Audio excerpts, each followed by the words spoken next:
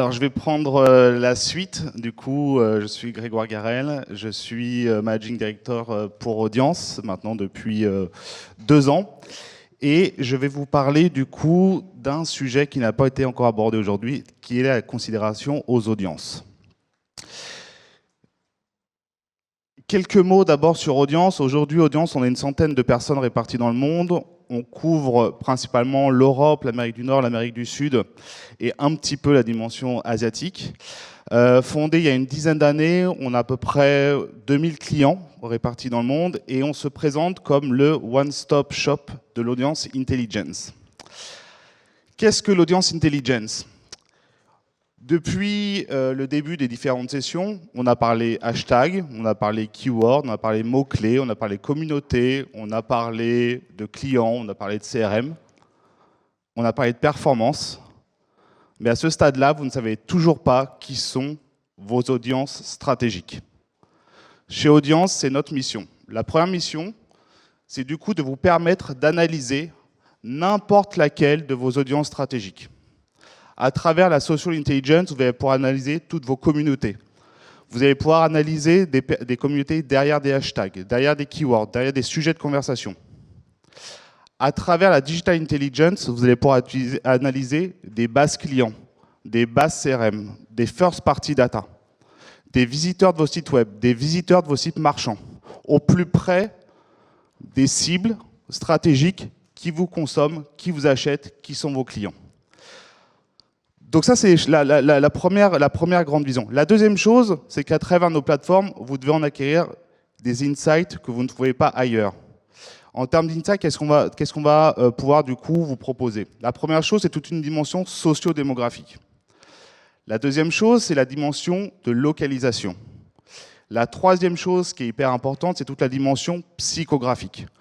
Qu'est-ce qu'on entend par psychographique? C'est pouvoir décrire du coup des audiences sur leur profil lifestyle, leur profil acheteur. Par acheteur, c'est est-ce qu'ils sont plutôt promophiles? Est-ce qu'ils sont plutôt luxe? Est-ce qu'ils sont plutôt premium? Est-ce qu'ils sont plutôt customer experience? Vous allez pouvoir découvrir tous les centres d'intérêt de vos cibles. Quel club de sport? Qu'est-ce qui va pouvoir les influencer? Vous allez pouvoir découvrir toutes les manières de les activer et de les toucher. Par quel type de réseaux sociaux? Par quel type de contenu? Ça vous permet du coup d'être extrêmement granulaire en termes d'informations par rapport à vos cibles stratégiques. Toute la dimension social intelligence va se baser sur la donnée du groupe Twitter, donc au niveau individuel. Ce qui va être intéressant justement, c'est de travailler à travers les bios, de connaître du coup l'expertise des communautés, de reconnaître des influenceurs, d'aller détecter des influenceurs. Ça va vous permettre d'avoir un vrai décryptif de vos profils lifestyle. Sur la digital intelligence, on va être une des rares plateformes à utiliser la donnée du groupe Meta. C'est l'accès à 2,7 milliards de profils sur la planète. Je dis profil parce que là, à ce niveau-là, nous sommes anonymisés. Et c'est aussi énormément de granularité, puisque vous allez avoir 7000 critères d'analyse pour parfaitement décrypter vos cibles.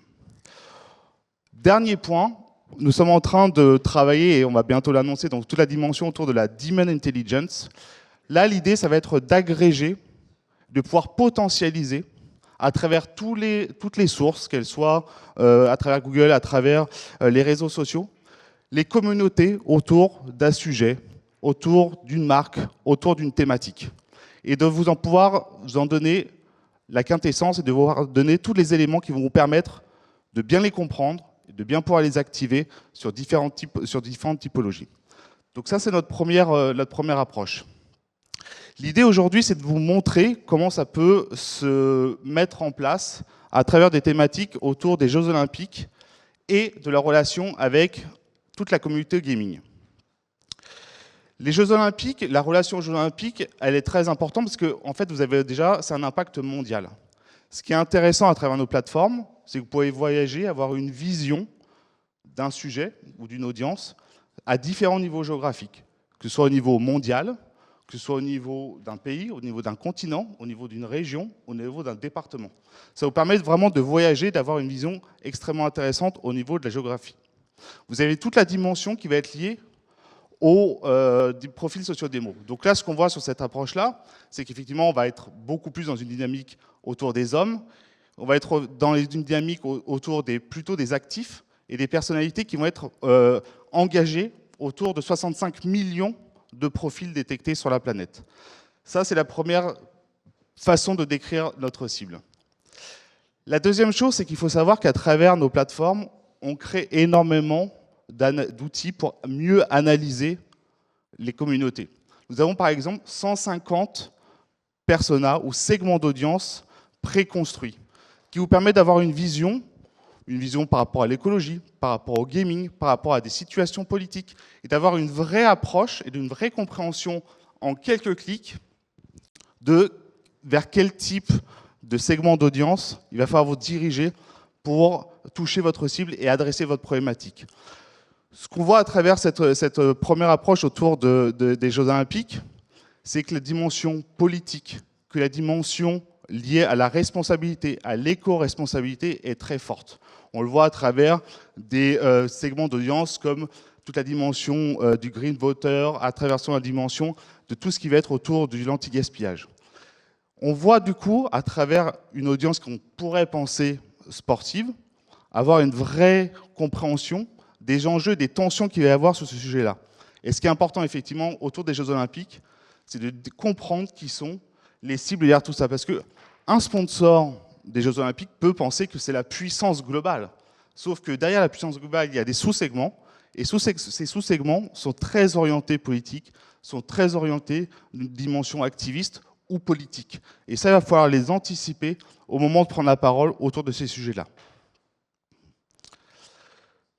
L'idée, c'est qu'à partir du moment où on a une bonne compréhension de notre cible, c'est de savoir aussi comment la décrypter, quels sont mes sous-segments d'audience les plus importants, et surtout comment je vais pouvoir du coup les adresser et les activer.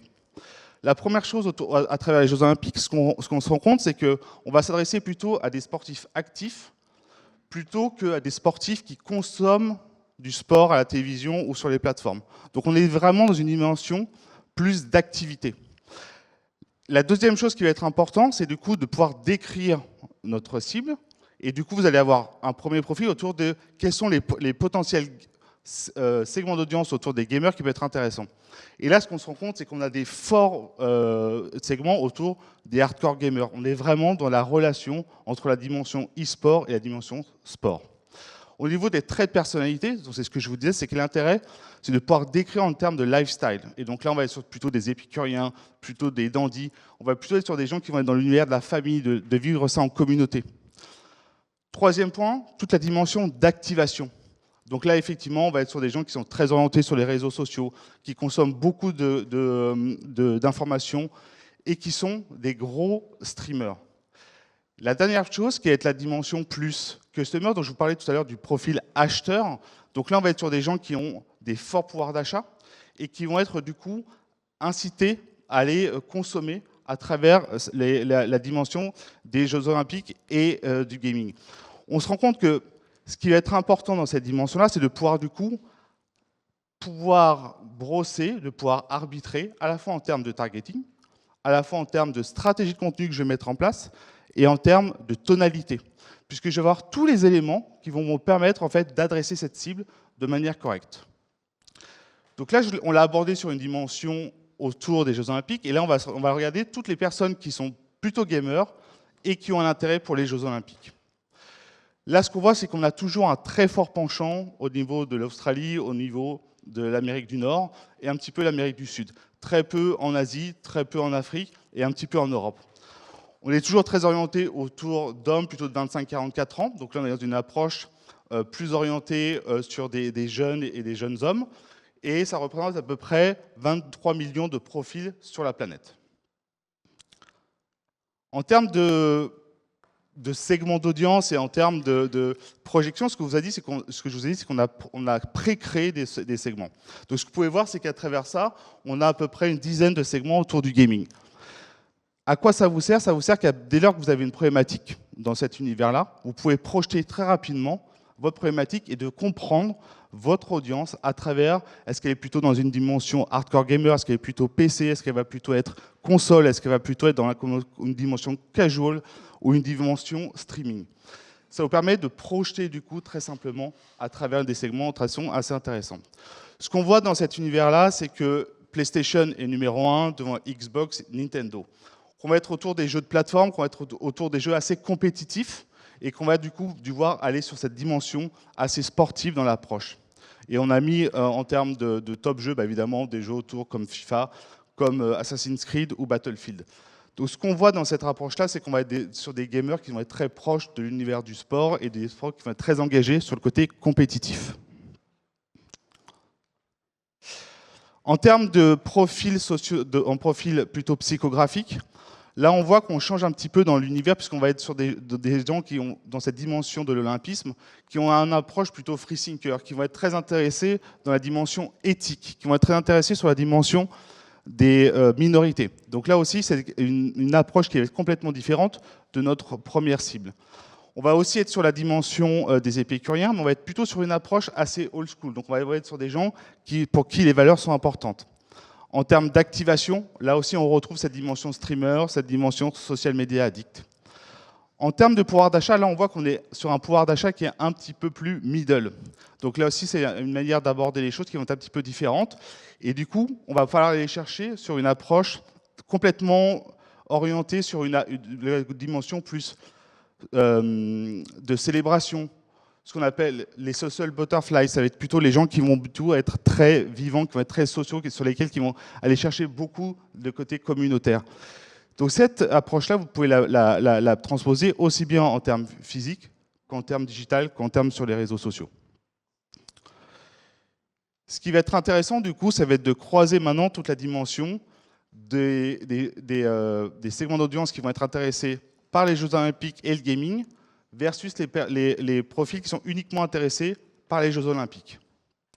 Et là, en fait, ce qu'on voit, c'est qu'on a un basculement en fait, en termes de niveau géographique. Là, on va plutôt être sur les pays émergents. On va être autour de l'Inde, on va être autour de l'Arabie Saoudite, on va être autour de nouveaux pays. Donc vous voyez qu'en fait, suivant les perspectives qu'on va prendre, puisqu'on va du coup mettre en perspective une cible par rapport à une autre, on va pouvoir avoir une vision complètement différente. Et donc là, ce qui est intéressant, c'est que ça bouleverse un petit peu notre vision et qu'on va pouvoir aller chercher d'autres types de publics en termes de recrutement. Donc si on est une marque et qu'on a besoin, à travers les Jeux Olympiques, d'aller toucher de nouvelles typologies de cibles, d'entrer dans de nouveaux pays, ça peut être un bon moyen d'intégrer des pays émergents. Là, on le voit, évidemment, on a basculé sur une dimension un petit peu plus asiatique, donc Nintendo devient numéro 1 devant PlayStation et Xbox. Mais on voit aussi qu'en termes de jeux, on voit aussi qu'en termes de genre de jeu, on a basculé un petit peu. Donc on va être plutôt sur une dimension autour du FPS, donc des first person shooters. On va être plutôt autour des jeux. En fait, on va pouvoir du coup construire des environnements. Et on va basculer sur des jeux moins sportifs, mais plus des Call of Duty ou des Counter-Strike. Et on voit qu'à travers cette approche-là, on est complètement sur une dimension différente des cibles précédentes. Donc c'est aussi ça, c'est dans cette granularité que vous allez pouvoir du coup en termes d'activation aller chercher du coup de nouvelles cibles de conquête et de nouvelles cibles stratégiques pour vous, soit en termes d'activation sur les réseaux sociaux, soit en termes d'activation marketing ou en termes d'activation en termes de sponsoring. Je crois que je ne suis pas trop mal sur la dimension du temps. Et pour terminer du coup sur cette approche-là, là aussi on voit que du coup on est sur une approche complètement différente. En termes de valeur pour la cible, on va être sur une dimension plus progressiste. Donc, c'est des gens qui ont confiance en la technologie. C'est des gens qui vont être très orientés autour de la tech et de la geek culture. En termes de traits de personnalité, autant sur les autres, on était assez conservateurs. Là, ce qu'on voit, c'est qu'on est sur plutôt des jeunes qui profitent de la vie, de l'instant présent, qui vont être sur un côté très confiance en eux, qui ont vraiment envie d'entreprendre. Donc ça, c'est une dimension qui va être complètement différente. En termes d'activation, on va être sur des gens qui vont être très intéressés par les influenceurs. Alors les influenceurs, c'est plutôt des ambassadeurs. C'est des gens qui vont être vraiment drivés par des personnalités qui vont du coup les emmener sur des univers qui vont les intéresser. En termes de customers, là aussi, on est sur des gens qui ont un fort pouvoir d'achat et qui du coup, on va pouvoir du coup aller les chercher sur des produits à forte valeur ajoutée. En résumé, ce qu'on peut se dire sur les trois profils, c'est que sur une première approche, on va être assez traditionnel autour du gaming. Dès lors qu'on va intégrer une dimension autour des Jeux Olympiques, on va avoir toute une dimension très sportive, très compétitive, aussi bien sur la dimension gaming que sur la dimension des Jeux Olympiques. Par contre, quand on oppose les deux, Et c'est là où ça peut être intéressant. On va du coup aller chercher toutes de nouvelles cibles, des cibles plus asiatiques, des cibles plus autour des pays émergents, qui vont être plus orientées sur la dimension technologique, sur la dimension geek, et qui vont permettre en fait d'aller chercher de nouvelles opportunités de développement. Voilà, donc j'ai respecté le temps. L'idée, c'est de pouvoir vous montrer que, à travers Audience, vous pouvez avoir une vision extrêmement globale d'une cible, et d'aller en chercher du coup toute la granularité qui vont vous permettre en fait d'affiner vos stratégies, à la fois en termes d'un profil socio-démo, d'un profil lifestyle, d'un profil acheteur, qui va vous permettre en fait d'aller compléter votre dimension targeting. Un targeting chez nous, c'est pas simplement quelques critères, ça va être des profils ou des personas avec 30 à 40 critères qui vont être extrêmement précis. Vous allez pouvoir du coup complètement impacter votre stratégie de contenu, puisque vous allez comprendre quels sont les centres d'intérêt, ce qu'il faut mettre en avant dans la dimension créative. Et vous allez avoir aussi un impact sur la dimension de la tonalité des éléments créatifs, puisque vous allez connaître toute la dimension des valeurs qui sont importantes pour votre cible. Est-ce qu'elles sont plutôt communautaires, en termes de profil d'achat, ou des choses comme ça. Donc tous ces éléments-là, en fait, impactent complètement la réflexion que vous pouvez avoir tant qu'à votre politique autour des audiences stratégiques pour vos clients. Là, ce qu'on a fait, c'est qu'on a été chercher, du coup, tous les partenaires autour des JO et de voir dans cette dynamique-là quels sont ceux en fait, qui vont pouvoir rentrer dans cette problématique-là.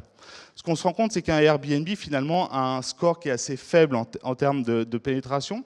Et du coup, ce n'est pas à travers ce type d'activation qu'ils vont pouvoir du coup, en sortir. Évidemment, sur cette problématique-là, comme vous l'avez compris, on est sur des approches beaucoup plus technologiques. Donc évidemment, des marques comme Samsung, comme Intel, comme Panasonic vont avoir des scores, vont être des vrais, on va pouvoir vraiment jouer sur ce type de cible pour adresser des publics très spécifiques. Au contraire, évidemment, d'un Alibaba qui a un score assez faible ou d'un Visa qui a un score assez faible. Donc ça vous permet aussi, en termes de marque, de pouvoir choisir quels sont les segments d'audience qui vont être importants pour vous, sur lesquels vous allez miser. Et du coup, à partir du moment où vous voulez mettre en place une politique de sponsoring, une politique d'influence, une politique d'aller rechercher des ambassadeurs, de pouvoir les évaluer et de comprendre la puissance et l'impact qu'ils auront sur les cibles stratégiques pour vous. Voilà, j'ai légèrement dépassé, donc n'hésitez pas, si vous avez quelques questions, je suis là pour vous répondre. Oui.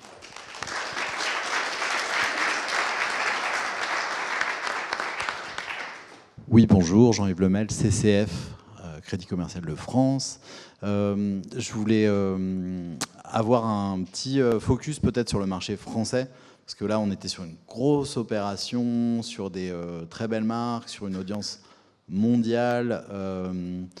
Et comment ça marche, audience, dans un contexte franco-français, par exemple? Alors, en fait, nous, on peut s'adapter à tout niveau géographique. Donc en France, on va avoir 40 millions de profils à analyser. Donc, et après, on va avoir toujours le même niveau de granularité, donc les 7000 critères d'analyse, peu importe le niveau géographique. Donc, qu'on soit au niveau d'une région, qu'on soit au niveau d'un département, voire même de certaines villes, vous aurez toujours le même niveau d'analyse et de granularité. Donc finalement, l'impact géographique est peu important. Ce qui va être important, c'est la manière dont vous allez structurer du coup votre recherche. Est-ce que vous allez plutôt aller chercher une compréhension sur vos audiences stratégiques, donc first party, par exemple des bases CRM, des bases clients, ou plutôt sur une dimension exploratoire, d'essayer de comprendre comment se comportent ou comment se comportent certaines typologies de cibles à un certain niveau géographique. Mais peu importe le niveau géographique, vous avez toujours la même granularité en termes d'information.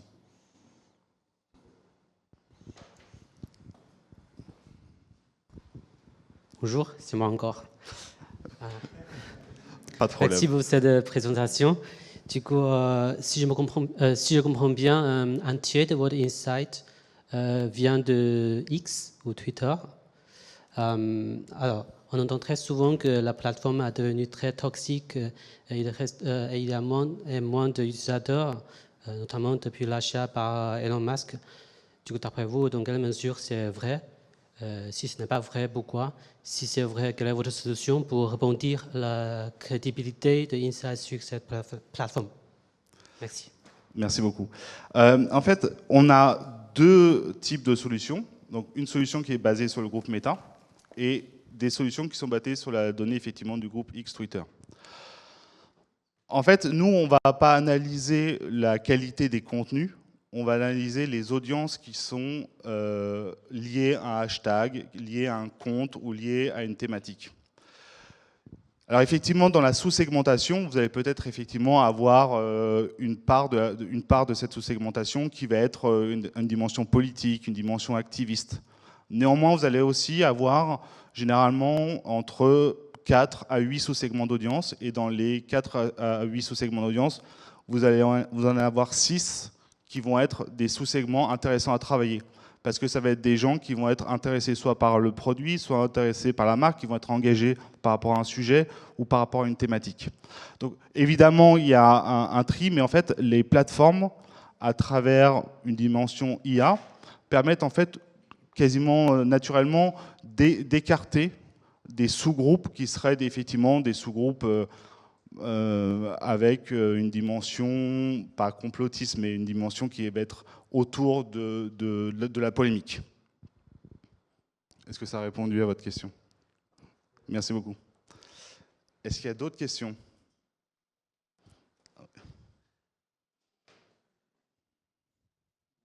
Si j'ai compris bien, en fait, vous avez déjà des personas qui sont pré-conceptualisés et après vous allez chercher si elles se matchent avec ces personas. Et du coup, est-ce qu'il y a une petite partie, par exemple, qui peut être exploratoire, comme vous avez dit, de en fait aller regarder les données et après découvrir, en fait, il y a une persona ici, disons bêta, qui on n'a pas prévu en amont. Voilà. Alors effectivement, vous avez accès en clé d'entrée, soit effectivement vous pouvez analyser des bases clients ou des bases first party, ou alors vous pouvez aller explorer à travers tous les critères qui sont présents dans l'Ads Manager de Meta et de construire des audiences. Donc si à un moment vous avez un client qui a envie de se projeter sur un nouveau marché à Singapour, un nouveau marché aux États-Unis, au Danemark ou en Afrique du Sud, très simplement, en fait, vous allez chercher dans sa thématique les critères qui vont constituer son audience, la localiser. Vous pouvez jouer aussi sur les tranches d'âge, vous pouvez jouer sur les genres, les langages parlés. Et du coup, vous allez avoir 7000 critères qui vont analyser cette audience exploratoire. Oui. Ah, je crois que je connais cette personne. Jonathan de chez Audience. Juste un petit complément d'information par rapport à la précédente question relative à la segmentation exploratoire ou prédéfinie. Donc en effet, Greg a mentionné qu'il y a deux types de technologies qui cohabitent dans la construction de l'audience intelligence. Il y a la social intelligence et la digital intelligence. Dans la digital intelligence, qui a été mise en avant à travers ce case, en effet, on a toute une série de personas qui sont prédéfinis, qui sont préconstruits. Par contre, dans la première solution, dans laquelle on travaille dans l'identification des interconnectivités entre les communautés dans X, à partir de ce moment-là, il n'y a absolument aucun élément qui vient prédéfinir la construction des segments culturels qui cohabitent au sein d'une audience. Donc là, on est dans une full démarche exploratoire où les algos vont identifier les clusters au sein d'une communauté, au sein d'une audience qui dispose de patterns communs et qui eux, n'ont absolument aucun élément prédéfini. Donc, il y a vraiment cette cohabitation des deux méthodologies qui permettent, à travers Meta, d'avoir des approches prédéterminées et via X, d'analyser les interconnectivités. Là, il n'y a absolument aucun élément prédéfini. C'est full exploratoire. Merci pour le complément.